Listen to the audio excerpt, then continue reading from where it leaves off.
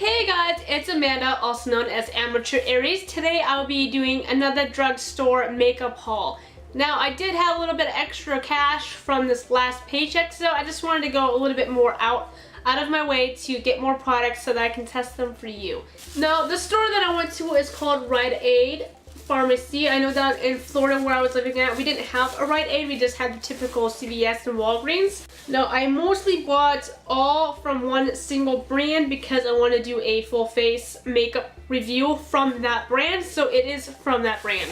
Just to give you a heads up, so for like one thing. So it costed about 40 bucks for all these items in this bag, but I got a lot of items from it, so it's not that terrible. Starting off is the one product that is not from that brand. It's the Revlon Lash Glue. It dries clear, it's mess free, waterproof, and latex free, which is awesome because I have a slight allergy to latex. Just glove type of thing. Like when I wear cleaning gloves and it has latex, I start getting rashes on my hands. But like latex for liquid latex, I don't have a problem with. Weird, isn't it? Anyways, my Walmart down in Florida used to sell these, and then they stopped selling them. And then when I came up here to Georgia, I noticed that they also didn't have it, which upset me because it was my favorite. Was my favorite like eyelash glue. So when I went there and I saw, I'm like, oh, I have to swipe that now. I grabbed it. And I don't really need to do a review on this. It's basically perfect from what I remember. Right? This is one of the few eyelash glues that I had no problems with. When I would have put it on, it wouldn't come off. The rest of the items are by Wet n Wild. I want to do a full face review on them because I want to start doing that. I want to start doing that with most of the brands. I got the Wet n Wild Photo Focus Foundation in Soft Beige.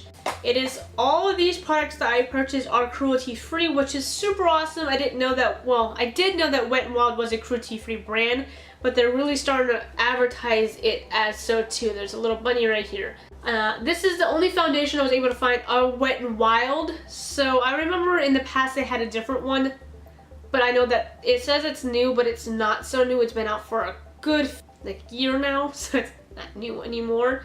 But this was the only one that they had of foundation wise. I do not know if it's of my color. I'm usually a light, warm, medium, or beige or something like that, so I'm guessing that this is my color because I don't know if it's my color or not. I honestly didn't try it, but at Rite Aid and Walmart you can't really try the products, you're not supposed to. It's hygienic problems.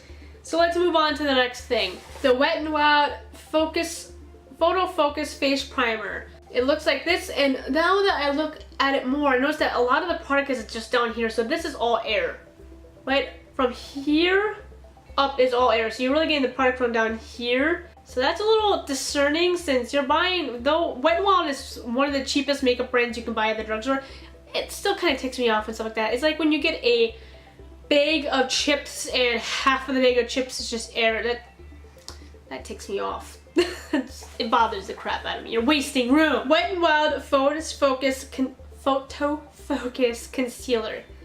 It's tested under 7 light conditions. I think they all are the photo focus versions. This color is in light medium beige. I tried to go along with the color of the foundation because since I've never used the foundation or concealers by Wet n Wild, I'm not so sure about the difference of the colors from concealer to foundation. Sometimes brands make not a significant one, but a slightly different one. So for all I know, this can be darker than the actual foundation, although the colors match. I would have gone with lighter, but it jumped from what the foundation was. Like the foundation was light ivory something, and this just was ivory to light medium. So it's like I couldn't do a let's do one between ivory and this. The Wet n Wild Mega Glow Contouring Palette in 749A. I think I've tested this before in the past, but not on a video. I just did it because I want to try it out.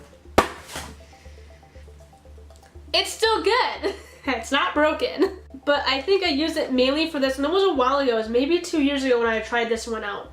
But since I was going to do a full face, I need to buy another one because I don't have like any Wet n Wild makeup anymore except for like one lipstick and a couple eyeshadow palettes. The Wet n Wild Pro Line Felt Tip Eyeliner.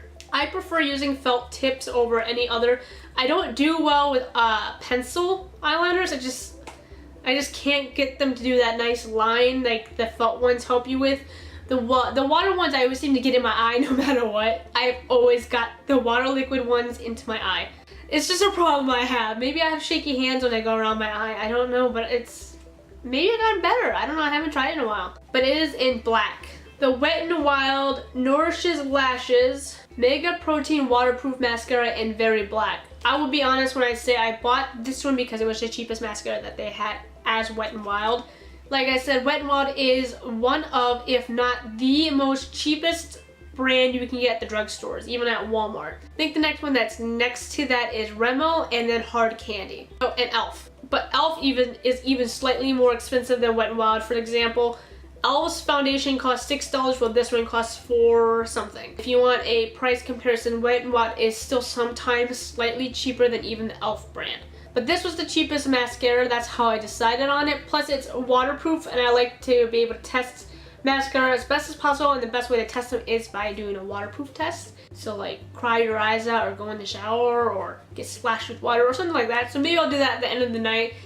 And if you see my face all messed up, that is why. The Wet n Wild Mega Glow Highlighting Powder in Precious Petals. There was two different highlighters of this style there. There was one that was more of a bronze color, and then they had this one, and then they had the bigger palette that was about this size that had like an assortment of different colors.